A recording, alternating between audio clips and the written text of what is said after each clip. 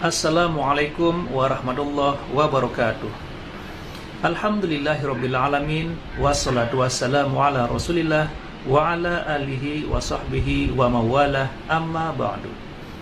Sahabat beriman yang dirahmati Allah, alhamdulillah kita bertemu lagi di channel ini.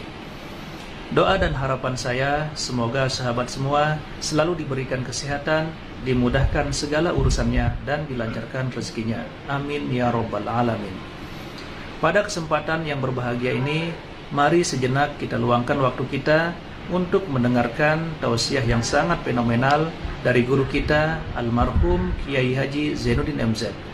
Tentunya banyak sekali ilmu, hikmah, dan manfaat yang bisa kita jadikan pelajaran dalam kehidupan kita sehari-hari. Berikut ini mari kita simak bersama isi kajian dari guru kita, almarhum Kiai Haji Zainuddin MZ. Selamat mendengarkan. Selalu berusaha menyimpan sesuatu yang bisa membawa manfaat, baik untuk dirinya, untuk anak cucunya, maupun untuk keluarganya, untuk masa kini dan masa depannya. Kadang simpanan itu berbentuk uang, kadang berupa tanah, lain saat berbentuk pabrik, dan lain sebagainya. Sementara masa depan yang paling pasti adalah akhirat. Jika untuk masa depan dunia kita rela memeras keringat, membanting tulang, pergi pagi dan pulang petang, menyimpan uang, menyimpan tanah, menyimpan pabrik, pernahkah kita merenung jika satu saat kiamat datang, kita dibangkitkan dari kubur masing-masing, berdiri di padang mahsyar untuk mempertanggungjawabkan seluruh kegiatan hidup kita di dunia ini, lalu kita akan menuju ke alam akhirat? Sudahkah kita mempunyai simpanan untuk akhirat kita? Pada pertemuan kali ini saya ingin menyampaikan sebuah hadis di mana Rasulullah sallallahu alaihi wasallam bersabda, arba'un min kanzil jannah. Simpanan sorga ada 4 macam. Yang pertama, ikhfa'us sadaqah, menyembunyikan sedekah. Saudara-saudara kaum muslimin, sebagaimana yang kita maklum bahwa Allah Subhanahu wa ta'ala melebihkan sebagian rezeki dari kita terhadap yang lain. Ada yang kaya, ada yang setengah kaya, ada yang miskin, ada yang setengah miskin, dan selanjutnya. Ada yang gajinya kecil tapi penghasilannya gede. Ada yang penghasilannya gede tapi nggak punya gaji. Ada juga yang memang gajinya gede dan penghasilannya gede. Kelebihan rezeki merupakan sunnatullah dan tidak harus membuat kita merasa lebih dari yang lain. Bahkan sebaliknya, kelebihan itu harus membuat kita ringan tangan untuk menolong mereka yang memang memerlukan pertolongan. Kalau saudara diberikan ilmu, maka pertanyaan akhirat cuma satu: ilmumu kau amalkan untuk apa? Kalau saudara diberikan umur yang panjang, pengadilan akhirat juga bertanya satu: umurmu kau habiskan di mana? Tapi kalau saudara diberikan harta, pengadilan akhirat akan bertanya dua: hartamu kau dapat dari mana, kau belanjakan kemana? Dari mananya ditanya, dan kemananya juga ditanya. Oleh karena kita akan dimintakan pertanggungan jawab, maka amanah yang bernama harta ini harus kita gunakan dengan sebaik-baiknya. Ada penggunaan yang merupakan kewajiban, itu zakat namanya. Ada penggunaan yang sewaktu-waktu, itu infak namanya. Ada yang lebih sewaktu-waktu lagi, dan itu sedekah namanya. Zakat dia terikat oleh haul dan nisab, oleh putaran batas waktu dan ukuran dari harta itu sendiri. Sedangkan infak terikat oleh situasi dan kondisi perekonomian seseorang. Sedangkan sedekah tidak terikat dengan apapun. Dalam kondisi seperti apapun kita bisa melakukan sedekah dengan yang terkecil sekalipun. Sampai-sampai Rasulullah sallallahu alaihi wasallam mengajarkan, la tahqiranna minal ma'rufi syai'an walau an talqa akhaka biwajhin talik. Atau ada hadis, tabassumuka fi wajhi akhika laka shadaqah. Senyumanmu kepada temanmu adalah sedekah. Jadi untuk melakukan sedekah tidak harus dalam berbentuk uang. Dengan ilmu kita bisa sedekah, dengan tenaga kita bisa bersedekah, dengan pikiran kita bisa bersedekah, bahkan senyum kepada teman itu pun sedekah. Jadi kalau sedekah dengan uang memang belum punya uang, nyengir aja banyakin. Itu asal pada tempatnya, jangan lalu ketemu tiang listrik cengengesan. Tentu tidak pada tempatnya dan tidak wajar. Nah, sedekah yang paling dicintai Allah adalah sedekah yang disembunyikan. Artinya jauh dari sifat riya. Kan kadang-kadang ada orang sedekah itu disebutkan namanya, apa tidak bagus? Kalau memang niatnya ikhlas, ya bagus-bagus saja. Untuk memberikan sugesti kepada yang lain. Si Fulan bin Fulan nyumbang sekian, diumumkan. Boleh kalau niatnya untuk memberikan rangsangan kepada yang lain supaya dia menyumbang lebih besar dari orang tadi. Tapi kalau itu mendatangkan riya, maka sedekah yang paling dicintai Allah adalah sedekah yang disembunyikan. Tangan kiri saja tidak tahu apa yang diberikan oleh tangan kanan.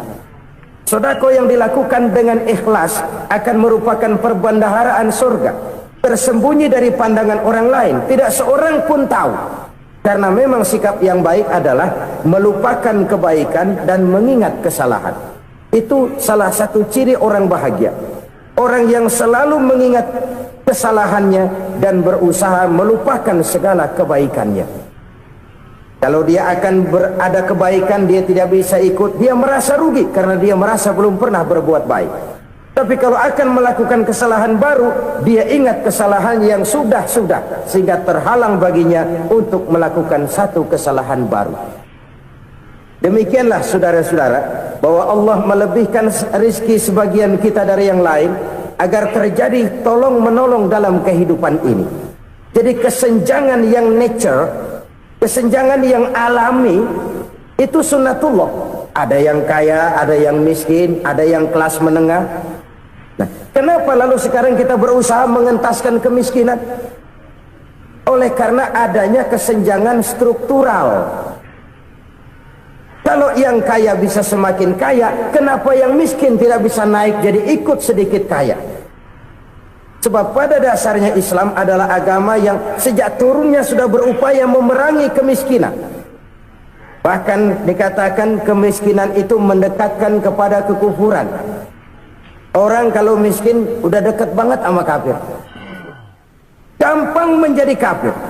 Berapa banyak saudara-saudara kita yang oleh karena soal perut, oleh karena soal materi, terpaksa meninggalkan dan menanggalkan akidahnya, menjual petunjuk yang diberikan Allah dengan kesenangan dunia yang cuma sebentar ini. Na'udzubillah summa na'udzubillah. Jadi makin kita sembunyikan satu sedekah, semakin banyak perbendaharaan kita di surga. Sedekah yang paling dicintai Allah adalah sedekah yang disembunyikan. Malahan ada seorang sufi, dia punya kebiasaan kalau pergi sholat Jumat dia bawa uang, itu uang dia taruh di bawah tikar masjid.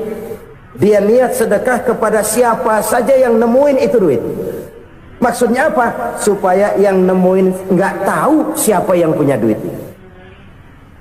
Demikian dia saking ingin menyembunyikan sedekahnya. Karena sifat riya itu bisa memakan amal kita sendiri. Riya itu termasuk menyebut-nyebut kebaikan kita. Orang yang suka nepuk dada, sedikit-sedikit ngitungnya kalau nggak gua. Tuh kalau nggak gua tuh yang belas itu kalau nggak gua, kalau nggak gua. Iya kalau nggak lu kenapa emang? Orang yang suka menepuk jasad, tuh biasanya memang begitu saudara-saudara. Kalau perang lagi berkecamuk, orang nggak sempat ngaku jadi pahlawan. Tapi begitu perang selesai, yang kagak kenal bedil ngaku pahlawan, mas. Itu sesuatu yang biasa. Oleh karenanya Orang-orang yang ikhlas dalam bersedekah, disembunyikannya sedekah itu Allah cinta betul. Malahan ada hadis memberikan jaminan, inna sadaqatal mar'il muslimi tazidu fil umri wa tadfa'u mitata su'i. Sesungguhnya sedekahnya seorang mukmin tazidu fil umri, bisa menambah umur panjang, wa tadfa'u mitata su'i, dan menyelamatkan manusia dari mati secara su'ul khatimah. Jadi siapa yang kepengen panjang umur, banyaklah sedekah. Yang bosan hidup, pelit terus. Sedekah menambah panjang umur dan menyelamatkan manusia dari mati secara su'ul khatimah. Pak, katanya umur itu nggak bisa ditambah, nggak bisa dikurangin. Kapan? Kalau ajal sudah datang. Fa idza jaa ajaluhum la yastakhiruna sa'atan wa la yastakdimun. Kalau ajal datang tidak bisa dimajukan, tidak bisa dimundurkan. Itu kalau ajal sudah datang. Tidak bisa lagi umur ditambah dikurangi, sudah datang. Tapi kalau belum datang, itu kan haknya Allah. Mau ditambah, mau dikurangi, hak prerogatif Allah. Sebagai pencipta manusia, Allah maha kuasa dan maha mampu. Sedekah ini menambah panjang umur dan menyelamatkan manusia dari mati secara su'ul khatimah. Itu orang mati kan sama ya, kondisinya mati, nggak nafas. Tapi hakikat mati kan lain-lain. Ada yang mati itu husnul khatimah, baik akhirnya. Misalnya lagi ngaji mati, lagi sholat mati, lagi sedekah mati. Ini yang dinamakan dengan husnul khatimah, baik di akhirnya. Sebaliknya ada yang su'ul khatimah, jelek di akhirnya. Ini yang jadi catatan akhir. Lagi nyekek botol, mampus. Lagi banting kartu, modar. Su'ul khatimah, jelek pada akhirnya. Sedekah menyelamatkan manusia dari mati secara su'ul khatimah. Dan kita semua kepengen mendapat husnul khatimah, jauh dari su'ul khatimah. Oleh sebab itu yang bisa menyelamatkan kita dari penyakit itu antara lain adalah sedekah yang disembunyikan, yang dikerjakan dengan ikhlas karena Allah, tidak karena kepengen dipuji orang, tidak karena ingin dikatakan orang pemurah. Sebab orang dermawan itu orang yang memberi tanpa harus diminta. Kalau masih harus diminta, ya belum dermawan namanya, masih harus diminta. Kalau nggak diminta ya tulus, lolos, polos. Saudara-saudara kaum muslimin rahimakumullah, harta adalah amanat dan akan kita pertanggungjawabkan. Allah melebihkan rizki sebagian kita dari yang lain agar kita saling tolong menolong, bantu membantu. Nabi janjikan, siapa yang meringankan beban saudaranya muslim di dunia, Allah akan meringankan bebannya di akhirat nanti. Sebuah jaminan dari baginda Nabi. Si orang yang kita bantu barangkali tidak bisa membalas, Allah yang akan membalas lewat jalan lain yang tidak pernah kita sangka-sangka. Ada orang tanya, Pak, ini ada orang nyumbang masjid sambil marah-marah, bagaimana? Saya bilang, sumbangannya aja ambil, marahnya jangan.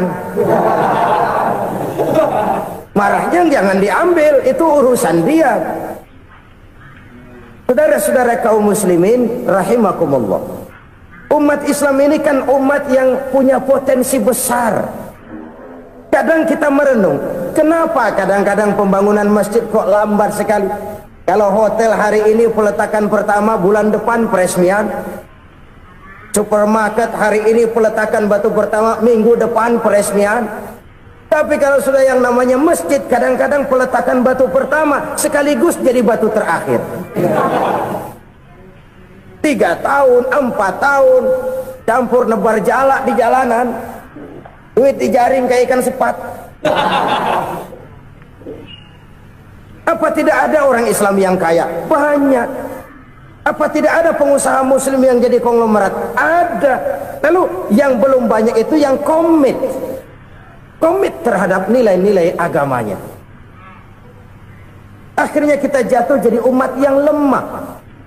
Belum ada pengusaha konglomerat muslim buka pabrik supermi cap beduk misalnya umpamanya atau pabrik kecap cap sorban supaya identitas keislamannya sedikit kelihatan. Kita jatuh jadi umat yang lemah karena potensi tidak terinventarisir dengan baik. Kita ini ibarat kompor yang cuma matengin nasi orang lain. Potensi kita dimanfaatkan oleh orang lain. Ukhuwah Islamiyah kita baru terbatas kepada silaturahmi. Ukhuwah di bidang ekonomi kita lemah, ukhuwah di bidang kebudayaan kita lemah, apalagi ukhuwah di bidang politik kita lebih rapuh lagi.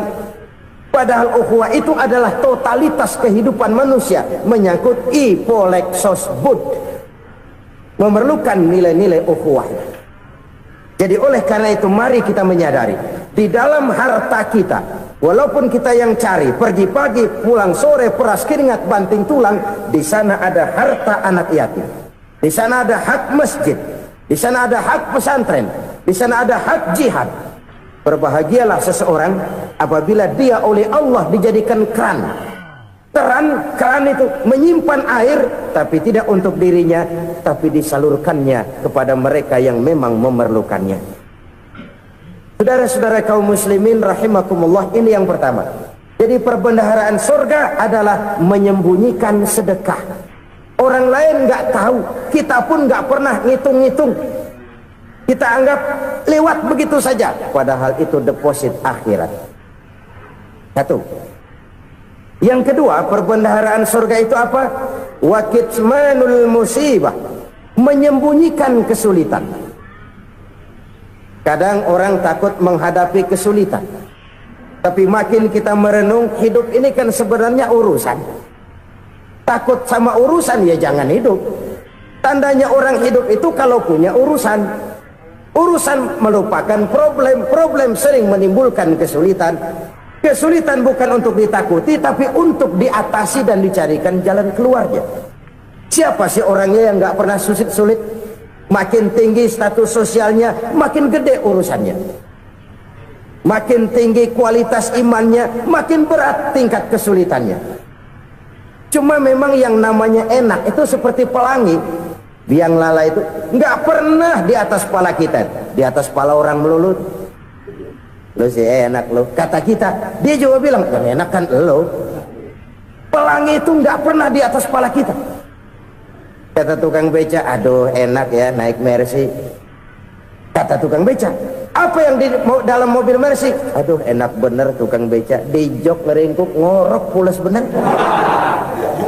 Saya kamar pakai AC sejuk, tempat tidur sutra empuk, alga spring bed, gula kulik nggak bisa pules kalau belum minum Valium, belum tidur. Enak bener tukang beca, di jok ngorok nggak tahu wetan kulon.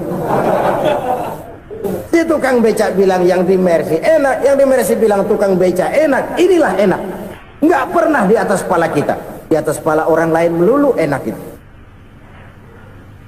Nah saudara-saudara, yang merupakan perbendaharaan surga itu orang yang bisa menyembunyikan kesulitan, baik pribadi ataupun rumah tangga. Nih terutama rumah tangga yang jadi soalnya. Kadang-kadang kita ini kalau senang, sebaliknya kalau senang kita diam, kalem aja, cuek. Banyak banget duit kita bawaan, diam aja udah. Malah ketemu orang takut. Tapi begitu susah, sekampung tahu. Padahal Nabi mengajarkan perbendaharaan surga itu menyembunyikan musibah, menyembunyikan kesulitan. Kalau enak, cerita sama orang-orang. Kalau nggak enak, rasain sendiri, tekan sendiri, atasin sendiri. Kita kan sebaliknya, tenang kita diam, asal lagi susah, paling tidak kita nyari teman buat cerita kesusahan. Siapa orangnya yang nggak pernah susah? Cuma soalnya bagaimana kita mengatasi kesusahan itu sendiri. Begitu juga misalnya kalau orang sudah berumah tangga, itu orang tuanya harus menjadi tempat dia cerita yang enak-enak saja. Yang nggak enak rasain berdua, selesaikan berdua, atasin berdua. Jangan dibalik. Asal senang diam, giliran susah aja. Maknya laporan. Terbalik. bisa menjaga security informasi. Maka nama bayam keluar diem, malah seluitan.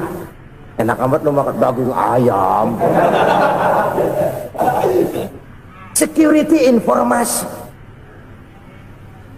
Saudara-saudara kaum muslimin rahimakumullah, ujian yang terberat itu yang pernah diberikan kepada para nabi, para rasul, para aulia, para ulama. Makin tinggi keimanan, makin berat bentuk kesulitan. Ayo saya kemukakan satu contoh saja. Ada seorang nabi yang kaya, nabi kaya, namanya Nabi Ayub. Iblis kalau orang begini kan keki, ibadahnya rajin, kaya. Nih yang kayak begini susah digodain. Kalau ibadahnya rajin, miskin, enggali bisa disogok. Sini imannya mantap, ibadahnya rajin, kaya, nabi lagi. Oh, tapi namanya iblis nggak kurang akal. Laporan, Tuhan, kenapa Les? Ya ini bahasa saya, bahasa Qurannya sih nggak gitu. Itu hambamu yang namanya Ayub, dia rajin ibadah cuma karena dikasih kaya aja. Coba kasih miskin dia, berhenti dia sembahyang. Ah, kamu bisa aja. Saya tahu Ayub itu hambaku yang ikhlas. Saya buktiin Tuhan, silahkan. Dibuktiin lah, iblis turun ke alamin. Yang mula-mula dia lakukan, dia rusak sawah ladang Nabi Ayub. Dia binasakan binatang ternak Nabi Ayub. Sehingga dalam waktu singkat jatuhlah Nabi Ayub dari orang paling kaya jadi orang paling miskin. Beliau masih ibadah di mihrab dalam masjid. Datang iblis. Saudara Ayub, ya, lagi ngapain? Ibadah. Nyembah Allah, nyembah Allah. Oh, percuma. Kenapa? Tuhan yang ente sembah nih, dia udah bikin miskin ente. Sawah ladang ente hancur lebur, binatang ternak binasa. Sekarang ente jadi orang paling miskin. Ngapain nyembah Tuhan kayak begitu? Tekor. Udah berhenti dah ibadah, berhenti ibadah. Ini iblis sama Tuhan laporannya lain, yang dikerjakan kepada Nabi Ayub juga lain. Benar begitu iblis kata Nabi Ayub? Iya, sawah ladang saya habis buras, binatang ternak saya binasa, binasa. Saya miskin, bangpak. Apa jawab Nabi Ayub?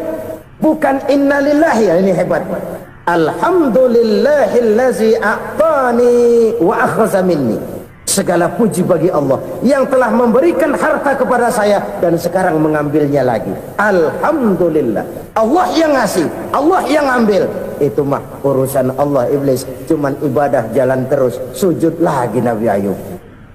Iblis seleher gondok banget. Dasar Nabi nggak mempan dia apa-apain. Miskin malah alhamdulillah. Allah yang ngasih, Allah yang ngambil. Jadi kalau kita tidak komit, kita tidak terikat kepada kaya, miskin, senang, susah, apa yang bisa bikin kita susah? Jadikan kekayaan, kemiskinan, jadikan senang, susah sebagai anak buah yang bisa kita atur. Jangan kekayaan ngatur kita, jangan kemiskinan ngatur kita. Kita yang harus mengatur mereka. Senang, susah, kaya, miskin, bahagia, sengsara, jadikan itu anak buah yang bisa kita atur. Kalau sekarang kita kaya, lain saat boleh jadi kita miskin, semiskin-miskinnya. Allah yang ngasih, Allah yang ngambil. Tenaga mana yang bisa menghalangi? Ibadah jalan terus. Iblis makin gondok. Dasar Nabi loh. Akhirnya apa? Nabi Ayub dikerjain, diberikan penyakit. Demikian fatal penyakitnya. Bayangin, udah miskin sakit. Masya Allah. Miskin sakit. Sakitnya nggak lama, kira-kira 16 tahun. Istrinya 3, 2 mental minta ceraiin. Ngerawatin laki bengek begini. Senang belum tentu, susah udah pasti nih. Cerai aja, cerai dah. Cerai. Tinggal satu Siti Rahmah yang setia menemani beliau. Sesetia-setianya hati perempuan. Satu saat Siti Rahmah bilang, "Bang, Ya, abang kan nabi bang. Lalu namanya nabi kan doanya jarang meleset bang. Maksud kamu minta kenapa sih sama Tuhan biar abang sembuh baik dah bang? Itu Rahmah. Iya. Saya sakit berapa tahun sih dah? 16 tahun bang. Sebelum ini saya sehat berapa tahun? Ya kira-kira 60 tahun bang. Nah coba ente banding-bandingin Rahmah. Saya dikasih sehat 60 tahun, dikasih sakit 16 tahun, sudah nggak sabar mau doa kepada Allah minta sembuh. Saya malu kepada Allah.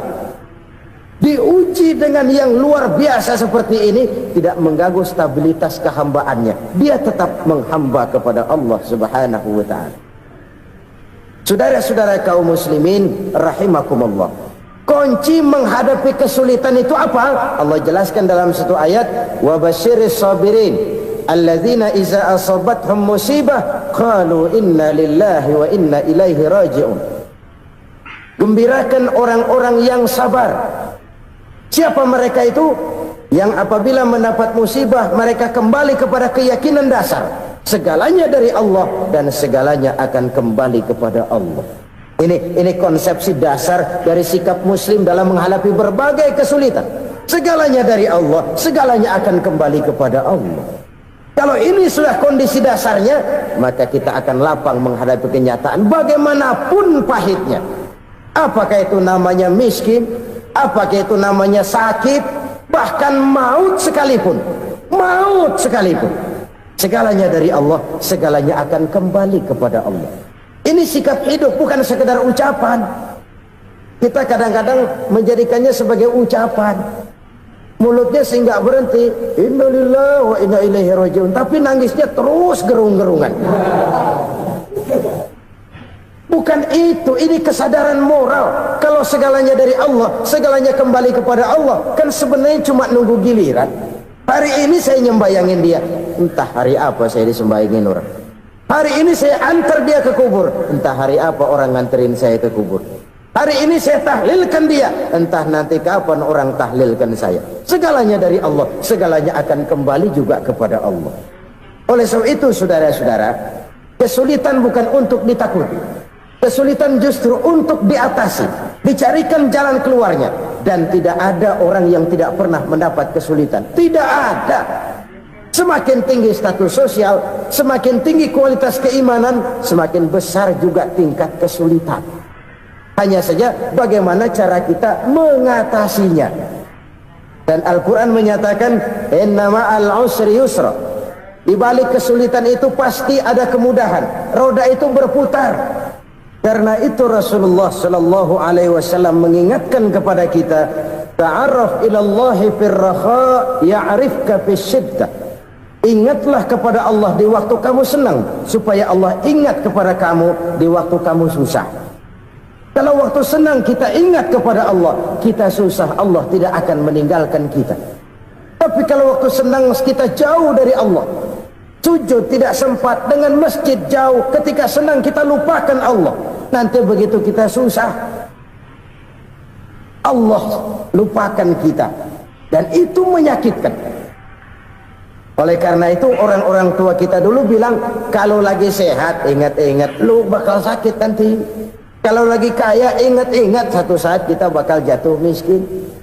Bahkan kalau lagi muda ingat-ingat kita bakal tua. Dan yang terpenting, kalau lagi hidup ingat-ingat kita bakal mati. Saudara-saudara kaum muslimin rahimakumullah. Jadi yang kedua yang merupakan perbendaharaan surga, menyembunyikan musibah. Saudara-saudara kaum muslimin rahimakumullah. Hal ketiga yang merupakan perbendaharaan surga adalah wasilatur rahmi. Orang yang suka bersilaturahmi. Sebagaimana yang kita maklum bahwa manusia adalah makhluk yang disebut zon politika, makhluk sosial yang tidak mungkin hidup sendiri-sendiri. Betapa dan siapapun kita memerlukan orang lain. Bodoh betul manusia kalau tinggal di tengah masyarakat tapi tidak mau bermasyarakat, merasa hebat sendiri, pinter sendiri, gagah sendiri, kaya sendiri, mungkin kalau mati juga ngubur sendiri. Jangankan kita di sini, Di sorga saja Nabi Adam waktu sendirian bengong melulu, mondar mandir. Allah tegur dam sepi dam. Ya ini kalau bahasa saya. Iya Tuhan, sepi ini nggak ada coret-corekan pisan ini. Diciptakan Siti Hawa baru anteng Nabi Adam. Itu di sorga. Cobalah. Umpamanya saudara tinggal di Jakarta nih. Kayak bener. Apaan aja di Jakarta punya saudara dah. Jembatan Semanggi ambil. Monas, Buntel bawa pulang. Hotel-hotel ambil semua. Cuman tinggal di Jakarta sendirian, apa enaknya? Betapa dan siapapun kita perlu orang lain. Tidak ada seorang pun yang bisa memenuhi kebutuhan hidupnya secara sendiri-sendiri. Nah, Islam telah menyelamatkan manusia dari ras diskriminasi, mengikat manusia dengan persaudaraan yang berlandaskan kepada akidah. Karena itu dianjurkan bersilaturahmi. Bahkan Nabi menyatakan, man arada ayyubsata lahu fi rizqihi wa yunsa'a fi atharihi falyasil rahimah. Siapa yang kepengen diluaskan rezekinya dan dipanjangkan usianya, banyaklah ia bersilaturahmi. Siapa yang kepengen dimudahkan rezekinya, hendaknya ia banyak bersilaturahmi. Kalau banyak teman, kesulitan kan paling tidak ada tempat cerita. Udah susah, sendirian kita pikirin diri, nggak ada tempat tukar pikiran. Cepet banget sama bengek. Dilawan sendiri. Nah, secara makro kita bisa berkata, tidak mungkin ada kemenangan kalau tidak ada kekuatan. Tidak ada kekuatan kalau tidak ada kesatuan dan persatuan. Tidak mungkin ada kesatuan dan persatuan tanpa semangat silaturahmi. Kalau umat Islam mau menang, dia harus kuat. Kalau umat Islam mau kuat, dia harus bersatu. Kalau umat Islam mau bersatu, dia harus membudayakan silaturahmi ini. Bahkan sampai-sampai kata Nabi, kalau bisa cari nilai tambah. Apa? Silman qata'at. Bersilaturahmilah kau kepada orang yang marah denganmu. Masya Allah, indahnya ajaran agama kita. Orang yang marah pun kepada kita, kata Nabi, kalau bisa bersilaturahmilah kepadanya, kepada orang yang marah itu. Di situ nilai tambah. Cuman jujur nih hadis, ngucapinnya gampang, ngamalinnya yang berat banget. Orang marah sama kita, kita disuruh silaturahmi, ada apa malu? Lu marah, ada gua marahan lagi. Tunggu pikirin. Saudara-saudara kaum muslimin rahimakumullah. Tapi ini yang diajarkan, bahkan ini yang dicontohkan oleh baginda Rasul. Bagaimana begitu mudah? Misalnya satu saat Abu Jahal ini ngatur strategi bagaimana bikin Muhammad celaka. Dia gali lubang di depan tempat tidurnya. Dia tutupin daun korma. Terus dia panggil seseorang, ke sini. Kasih tahu Muhammad, pamannya sakit keras, minta ditengokin. Berangkat orang ini ke sana. Muhammad, labbaik. Pamanmu sakit keras, dia minta ditengokin. Baik, saya akan datang menjenguk beliau. Berangkatlah Nabi ke rumah Abu Jahal tanpa prasangka apapun. Abu Jahal udah pasang stil, selimut 3 rangkap setengah dipakai, persis kayak orang meriang. Tapi sembari ngintip dari balik selimut, begitu Muhammad buka pintu, nah masuk perangkap nih. Muhammad jalan menuju tempat pembaringan. Makin lama makin dekat, makin lama makin dekat, makin dekat ke lubang yang dipasang oleh Abu Jahal itu. Dalam hati Abu Jahal, terus dah jatuh, mampus dah lo ini. Mampus lo hari ini nih. Apa yang terjadi? Malaikat Jibril datang. Muhammad, pamanmu cuma pura-pura sakit. Di depan tempat tidurnya ada lubang perangkap supaya kamu jatuh ke situ. Sudah, kamu pulang. Balik kanan Nabi. Sudah hampir jatuh ke lubang, balik kanan, pulang. Bayangin kecewanya Abu Jahal. Muhammad dikit lagi, Muhammad dikit lagi. Enggak paman, saya pulang aja. Emosi bangun dari tempat tidur, enggak sadar kalau lagi pura-pura sakit. Lompat ngejar Nabi, dia lupa dengan lubang yang dia gali. pusrak, nyemplung sendiri ke dalam lubang.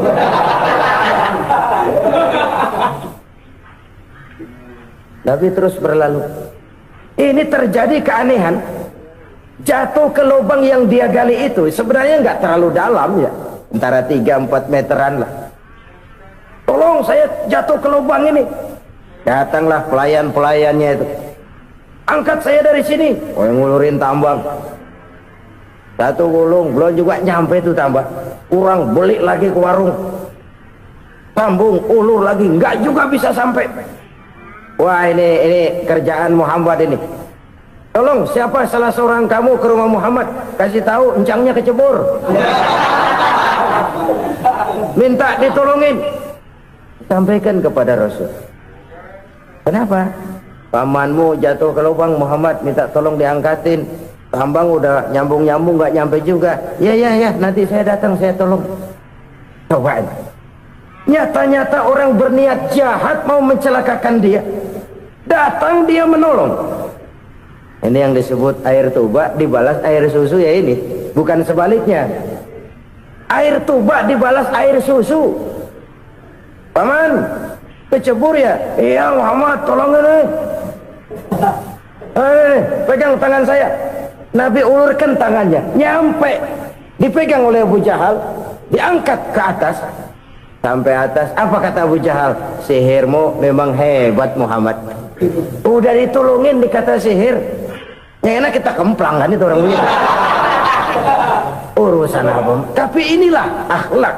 Kalau bisa kamu bersilaturahmilah dengan orang yang marah kepadamu sekalipun. Orang marah kita tetap baik. So, kalau kita berbuat baik sama orang yang memang baik, rasanya sih biasa-biasa aja. Orang baik kita baik lagi. Ya draw aja, belum ada nilai tambah di situ. Baru ada nilai tambah kalau kita bisa berbuat baik kepada orang yang nyakitin kita. Itu namanya kita setingkat di atas dia. Dia sakitin kita, kita berbuat baik sama dia. Dia pelit sama kita, kita baik sama dia. Dia marahin kita, kita deketin dia. Di situ kita punya nilai tambah. Jadi siapa yang ingin diluaskan rezekinya kata Nabi dan dipanjangkan umurnya, hendaklah ia banyak-banyak bersilaturahmi. Sederhana sebenarnya silaturahmi, tapi silaturahmi membangkitkan semangat kesatuan dan persatuan. Kesatuan dan persatuan melahirkan kekuatan. Dalam matematika 1 ditambah 1 pasti 2. Tapi di tengah masyarakat 1 orang takut ditambah 1 orang takut, hasilnya jadi 2 orang setengah berani. Kenapa setengah berani? Karena udah berdua. Tadi pan takut sendirian. Kalau dia kumpul turu-turu takutlah jadi berani. Kita yang lemah, kita yang tidak berdaya, kita yang miskin, kalau mau kompak bersatu, apa yang nggak bisa kita kerjain? Apalagi tinggal di kota besar, pilihan cuma 2, bertahan atau minggir. Bertahan atau minggir. Untuk bisa bertahan harus mampu bersaing. Untuk mampu bersaing harus punya keahlian. Keahlian harus ditunjang dengan pendidikan, ditambah oleh kekompakan sebagai umat. Udah miskin mencar mulu, orang injek kita. Orang nggak pandang urusan apa yang malu. Oleh karena itu silaturahmi pada hakikatnya merupakan roh dari ukhuwah yang diajarkan oleh agama kita. Bagaimana Islam menyelamatkan masyarakat manusia dari ras diskriminasi, mengikat manusia, dan tidak ada persaudaraan yang lebih indah selain persaudaraan yang diikat dengan nilai-nilai akidah. Sepanjang orang di jalan Allah, itulah saudara kita. Keluar dia dari jalan Allah, selesailah persaudaraan sampai di situ. Karena itu, kalau ingin menyimpan sesuatu di surga, banyaklah bersilaturahmi. Datang ke rumah ini, datang ke rumah itu, dan lain sebagainya. Itu simpanan kita di akhirat nanti. Ini yang ketiga. Saudara-saudara, yang keempat, perbendaharaan surga itu apa? Wa qawlu la hawla wa la quwwata illa billah. Ucapan la hawla wa la quwwata illa billah. Ibadah kan ada yang berat, modalnya besar. Bangun masjid berat, modalnya besar. Bangun rumah sakit berat, modalnya besar. Ada ibadah yang berat tapi modalnya ringan. Misalnya Puasa. Puasa itu berat. Mengendalikan nafsu. Kalau sekedar nggak makan nggak minum sih enteng. Mengendalikan nafsu itu jihad terbesar. Tapi kan modalnya ringan, cuma niat saja. Ini ibadah berat, modalnya ringan. Ada ibadah yang ringan, modalnya juga enteng. Seperti termasuk ucapan la haula wala quwata illa billah. Tanpa sadar, la haula wala quwata illa billah. Nyelengin tuh di surga. Nyelengin, kita nggak terasa. Nyelengin simpenan akhirat. La haula wala quwata illa billah. Nyimpan lagi. Kaget, la haula wala quwata illa billah. Nyimpan lagi. Banyak simpenan. Walaupun sebenarnya yang dimaksud di sini adalah kesadaran batin bahwa tidak ada daya dan kekuatan kecuali Allah. Itu intinya. Kita memulai pekerjaan disunahkan baca bismillah, kan begitu. Apa itu? Kesadaran moral bahwa ini saya bisa kerjakan. Saya kerjakan ini dengan menyebut nama Allah. Kenapa? Kalau Allah tidak memberikan daya dan kekuatan, mana mampu saya kerjakan ini. Maka saya kerjakan ini dengan menyebut nama Allah. Bismillah. Kesadaran moral. Manusia hanya wajib berusaha, tapi nggak pernah wajib berhasil. Banyak hal-hal yang kalau kita renungkan secara rasio nggak mungkin, tapi jadi kenyataan. La haula wala quwata illa billah. Tidak ada daya dan kekuatan kecuali bagi Allah semata-mata. Subhanallah, sangat luar biasa apa yang sudah dijelaskan oleh guru kita almarhum Kiai Haji Zainuddin MZ. Sahabat beriman yang dimuliakan Allah, tetaplah di channel ini karena kajian ini belum selesai dan masih banyak lagi hal-hal menarik yang akan disampaikan oleh guru kita almarhum Kiai Haji Zainuddin MZ. Maka dari itu mari kita lanjutkan kembali. Selamat mendengarkan. Kesadaran moral akan kelemahan dan keterbatasan makhluk bernama manusia. Kadang kita kagum dengan otak, tapi kita sering lupa sama yang bikin otak. Padahal bagaimanapun hebatnya otak, yang bikin otak pasti lebih hebat dari otak. Nggak percaya? Silahkan otak-otakan. Inilah kecenderungan. Kita kagum dengan pesawat-pesawat mutakhir, bukan main, besi gede banget terbang itu. Alangkah hebatnya. Lalu apa yang bikin otak tidak lebih hebat dari itu semua? Kita puji laut, apa yang bikin laut tidak lebih hebat dari laut itu? La haula wala quwata illa billah. Tidak ada daya dan kekuatan kecuali Allah. Apa yang bisa kita lakukan kalau tidak karena daya dan kemampuan yang diberikan oleh Allah kepada kita? Lahirlah sikap tawadhu, rendah hati, tidak melonjak menjadi angkuh dan sombong, sadar akan kelemahan dan keterbatasan diri sebagai makhluk yang diciptakan oleh Allah Subhanahu wa taala. Jadi satu sisi ini ucapan yang berpahala, la haula, jadi wiridan. Pada sisi lain ini kesadaran moral, sikap mental, kesadaran batin bahwa yang punya daya dan kekuatan itu cuma Allah. Kita nggak pantas untuk sombong, sebab sombong itu pakaiannya Allah. Kita nggak sedang pakai pakaian Allah, kegedean. Dan makin kita renungi, makin terbentur. Apa sih yang bisa kita sombongin? Kita mau sombong apa? Kaya, pintar, itu kan semua relatif. Di atas langit masih ada langit lagi. Jadi oleh karenanya, marilah kita menyadari, manusia hanya wajib berusaha, tapi tidak pernah wajib berhasil. Yang berusaha saja tidak wajib berhasil, apalagi yang tidak berusaha. Islam bukan agama orang pemalas yang selesai sholat lalu endelohom, enggelenggem ayem-ayem.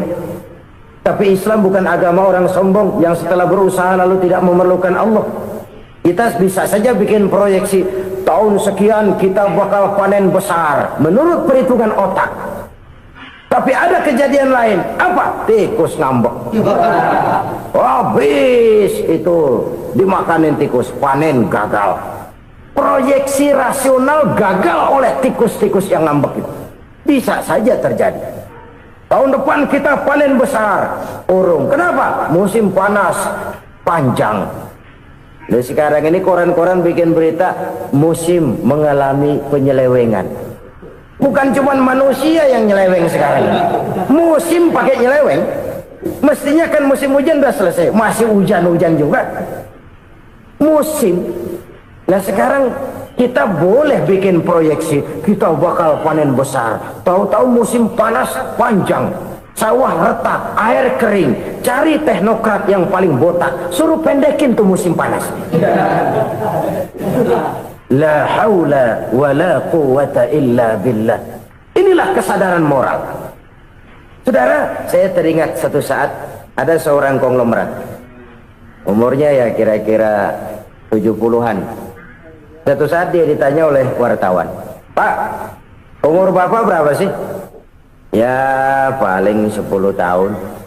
10 tahun? 10 tahun? Anak Bapak berapa orang? Satu. Satu saja? Satu. Harta Bapak berapa? Ya paling-paling bangsa 7 juta kali. 7 juta? Iya. Pak, kenapa Bapak bohongi saya? Bapak punya buku biografi, koran-koran, majalah-majalah banyak memuat cerita riwayat hidup Bapak. Saya tahu umur Bapak 70. Kenapa bilang cuma 7 tahun? Saya tahu anak Bapak 8. Kenapa cuma bilang 1? Saya tahu harta Bapak miliaran, mungkin triliunan, pabrik di mana-mana, bank di mana-mana. Kenapa bilang uang Bapak cuma 7 juta? Nah, kata si konglomerat tadi, "Kamu benar, Nak, kamu benar. Umur saya kalau jumlahnya memang 70, Nak. Cuman ingat-ingat saya, baru 7 tahun terakhir ini saya sujud. Baru 7 tahun terakhir ini saya berusaha dekat dengan Allah. Saya laksanakan perintahnya, saya jauhi larangannya. 7 tahun inilah rasanya yang ada nilainya di hadapan Allah. Yang 63 tahun matong, kelabu, kelem umur gue. Habis untuk maksiat, untuk munkarat. Maka ketika ditanya tadi, umur saya 7 tahun itu. Oh begitu Pak. Oh iya. Lalu anak Pak, anak Bapak kan 8. Kenapa bilang cuma 1? Nah, kalau jumlah hitungannya memang anak saya 8.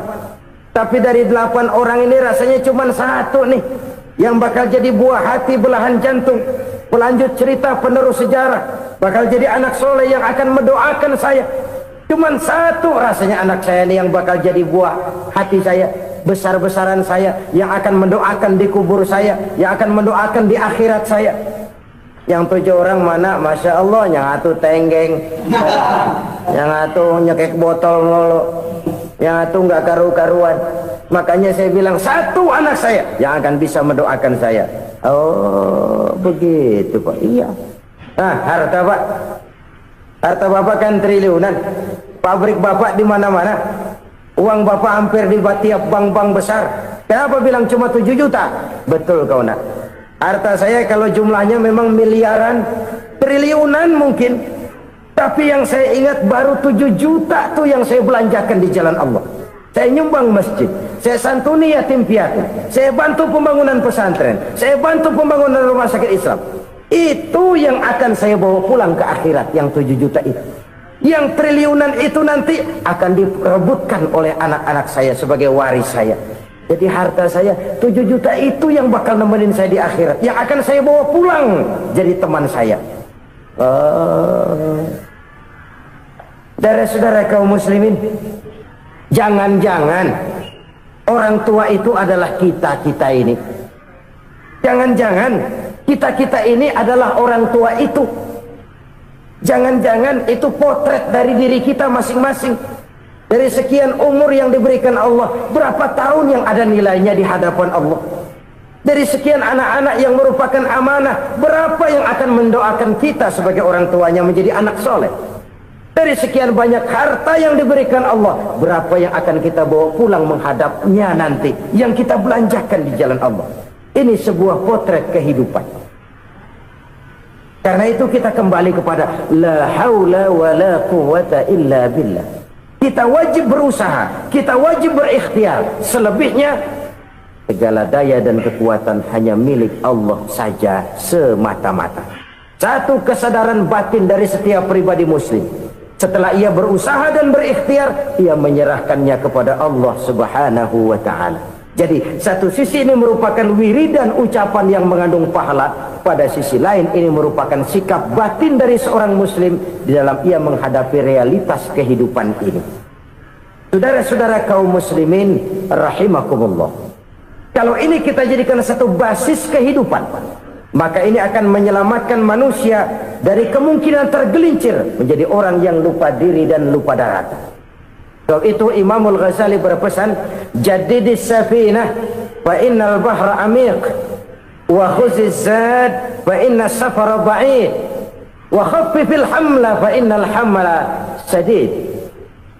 Perbarui selalu kapalmu karena lautan sangat dalam. Bawa bekal yang banyak karena perjalanan ini sangat jauh. Ringankan beban karena kebanyakan beban akan menyakitkan.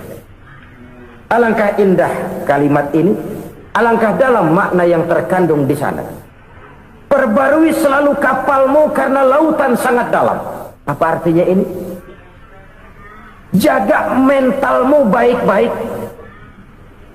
Pelihara imanmu baik-baik karena hidup penuh cobaan seperti lautan. Kita kalau berlayar di lautan kan kadang-kadang tenang, angin bertiup sepoi-sepoi basah. Jika malam datang, bintang gemintang bertabur menghias cakrawala. Rembulan memantulkan sinarnya dengan indah. Dalam keadaan begitu berlayar enak. Tapi lain saat ombak menggunung, halilintar menyambar, angin topan bertiup.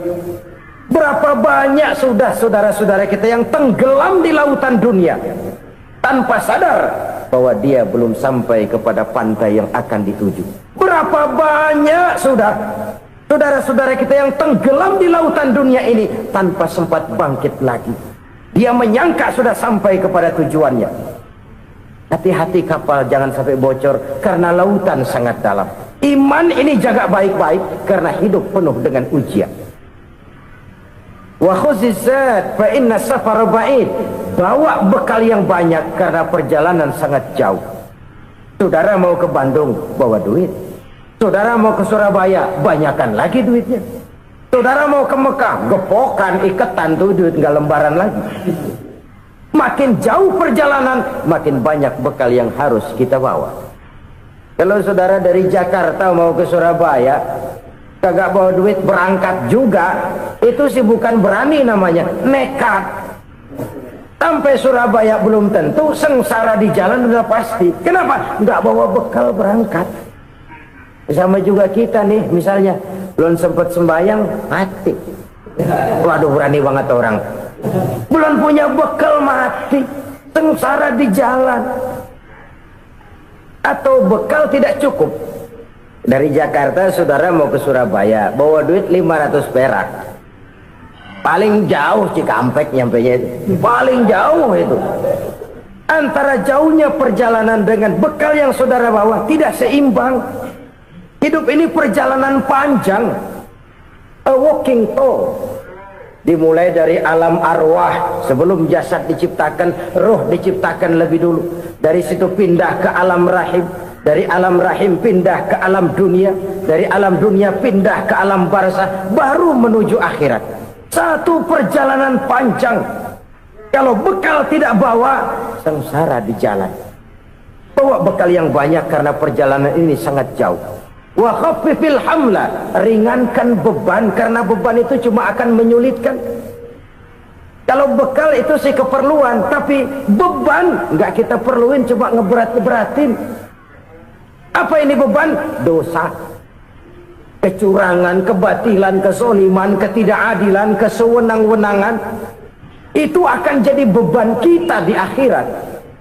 Alangkah celakanya, perjalanan panjang, bekal tidak bawa, beban kelewat banyak, alamat sengsara di jalan. Pahala tidak ada, dosa berlipat ganda. Na'udzubillah, summa na'udzubillah. Kalau kita rangkum nasihat Al-Ghazali dengan kisah si konglomerat tadi, kita akan mengambil kesimpulan. Pertama, bekal terbaik dalam menghadapi gejolak kehidupan ini tidak lain adalah iman. Yang kedua, pahala dan dosa. Dua hal kontroversial. Pahala adalah bekal, dosa adalah beban. Tapi kita sekarang kan tidak begitu terangsang kepada yang abstrak. Orang berlomba mencari yang konkret-konkret saja, yang real. Kalau memang dosa, benjol dong, kira-kira begitu. Kira-kira begitu. Persis orang Yahudi dulu. Orang Yahudi itu kan pernah minta kepada Nabi Musa, "Ya Musa, lan nu'mina laka hatta narallaha jahrah." Musa, kami nggak bakal mau beriman kepada Allah kalau belum kami lihat Allah ada nongkrong di depan kami. Kalau memang Tuhan ada, taruh dong di depan kami. Mau yang konkret-konkret saja. Kalau memang dosa, benjol dong. Kalau memang pahala, berasa dong. Orang terangsang kepada yang real, yang konkret-konkret saja. Karena itu, untuk mengejar dosa orang mau bayar. Tapi untuk mengejar pahala, walaupun tidak bayar, orang segan.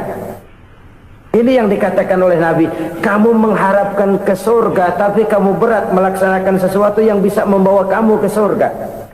Kamu ingin jauh dari neraka, tapi tiap saat kamu lakukan perbuatan-perbuatan yang justru menjerumuskan kamu ke neraka.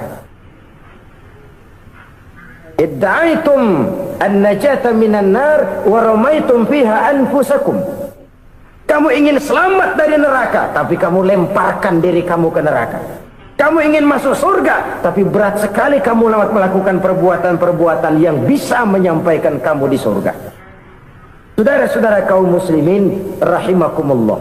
Jadi hal keempat yang merupakan perbendaharaan surga adalah la haula wa la quwwata illa billah. Satu sisi ini merupakan ucapan yang memperberat timbangan akhirat. Pada sisi lain ini merupakan sikap hidup seorang muslim, kesadaran batin yang sangat dalam bahwa tidak ada daya dan kekuatan kecuali Allah. Dan itu kita simbolkan pada saat memulai pekerjaan dengan Bismillah, dengan menyebut nama Allah. Satu kesadaran moral, saya hanya bisa melakukan ini karena diberikan daya dan kekuatan oleh Allah. Lahirlah sikap tawadu, rendah hati, tidak melonjak menjadi angkuh dan sombong. Saudara-saudara, sampai sini dulu jumpa kita kali ini. Semoga 4 perbendaharaan surga ini dapat kita lakukan, yang kelak akan merupakan bekal kita di kemudian hari nanti. Amin ya rabbal alamin. Terima kasih atas segala perhatian, mohon maaf atas segala kekurangan. Usikum wa iyaya bitaqwallah. Wassalamualaikum warahmatullahi wabarakatuh. Waalaikumsalam warahmatullahi wabarakatuh. Alhamdulillahirrabbilalamin. Itulah tadi tausiah yang sangat luar biasa yang disampaikan oleh guru kita almarhum Kiai Haji Zainuddin MZ. Banyak sekali ilmu, hikmah, dan manfaat yang bisa kita jadikan pelajaran dalam kehidupan kita sehari-hari. Sahabat beriman yang dimuliakan Allah, mari kita doakan guru kita, semoga beliau diampuni segala dosa-dosanya dan dilapangkan kuburnya. Amin ya rabbal alamin. Dan buat sahabat semua yang sudah setia menyimak tausiah ini sampai selesai, saya ucapkan terima kasih banyak.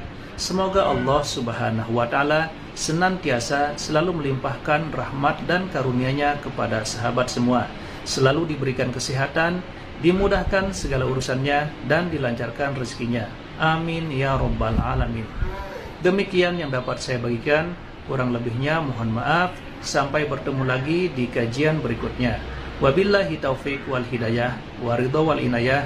Wassalamualaikum warahmatullahi wabarakatuh. Setelah kita mendengarkan bersama tausiah yang sangat luar biasa yang sudah disampaikan oleh guru kita Al-Makrullah Kiai Haji Zainuddin MZ, mari kita lanjutkan aktivitas kita masing-masing. Semoga apa yang sudah disampaikan oleh beliau bermanfaat untuk kita semua. Dan buat sahabat semua, selamat menjalankan aktivitas. Semoga sehat selalu dan dilancarkan rezekinya. Amin ya rabbal alamin. Assalamualaikum warahmatullahi wabarakatuh.